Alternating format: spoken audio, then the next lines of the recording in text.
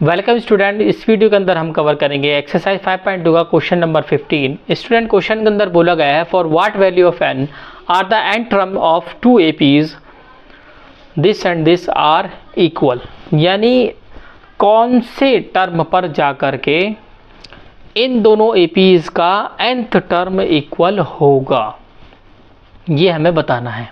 Student let कर लेते हैं कि an इक्वल है an के, यानी इस वाली AP का मैंने an टर्म और इस वाली AP का मैंने an टर्म को लेट कर लिया कि ये इक्वल है। तो पहले मैं इस वाले का an निकालूंगा, फिर इस वाले का an निकालूंगा और दोनों का इक्वल रख देता हूँ, फिर वहाँ से हम n की वैल्यू निकालेंगे। तो सबसे पहले इस वाली AP पर फोकस करते हैं। यहाँ पर a की वैल्यू है 63 और d मेरा होता है a2 माइनस a1, यानी कि 65 माइनस 63 हमारा d आ गया है 2। ओके, और n मुझे नहीं पता, वो निकालना है। इसी तरीके से यहाँ पर a हमारा 3 हो जाएगा, d हमारा a2 माइनस a1 यानी कि 10 माइनस 3 7, और n यहाँ पर भी हमें नहीं पता और an भी यहाँ पर हमें नहीं पता, लेकिन an हमने दोनों का इक्वल माना हुआ है। तो यहाँ पर मैं an का फॉर्मूला लगा लेता हूँ student. an equals to a plus n minus 1d। तो a की जगह मैं 63 रख देता हूँ, प्लस n नहीं पता है और d की जगह मैं रख देता हूँ 2। यहाँ पर भी मैं an का फॉर्मूला लगाता हूँ, an equals to a plus n minus 1d। Okay, तो स्टूडेंट यहाँ पर मैं a की वैल्यू डाल देता हूँ 3 प्लस n मुझे नहीं पता है और d की वैल्यू अभी मैंने निकाली है 7। तो मैंने लेट किया हुआ है कि an इसका और an इसका इक्वल है।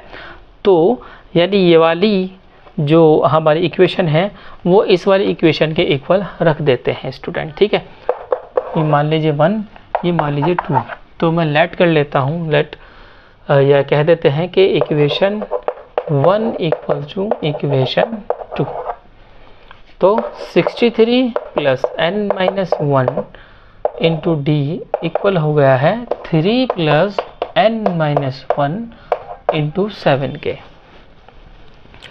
स्टूडेंट इस 2 की इस ब्रैकेट में मल्टीप्लाई कर देता हूँ, तो 63 plus 2n minus 2 equals to 3 plus ऐसी 7 की मल्टीप्लाई कर देता हूँ, तो 7n माइनस 7। ओके, 63 में से 2 जाएंगे, बचेंगे 61 प्लस 2n इक्वल्स टू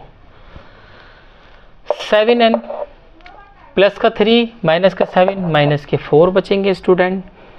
अब 61, ये माइनस का 4 इधर आकर के प्लस का 4 और ये 7n इधर जाकर के ये माइनस का 2 हो जाएगा, प्लस का 2 था। अब ऐसा क्यों किया, कांस्टेंट एक तरफ कर दिया, n वाले टर्म्स मैंने एक तरफ कर दिए। यहाँ पर मिला मुझे ये 65 इक्वल्स टू 5n। ओके, फिर इसको हम डिवाइड कर देते हैं स्टूडेंट 5 से। तो 65 अपॉन में 5 इक्वल्स टू n हो गया। तो n की वैल्यू हमें स्टूडेंट मिल जाएगी 13, यानी जो हमारा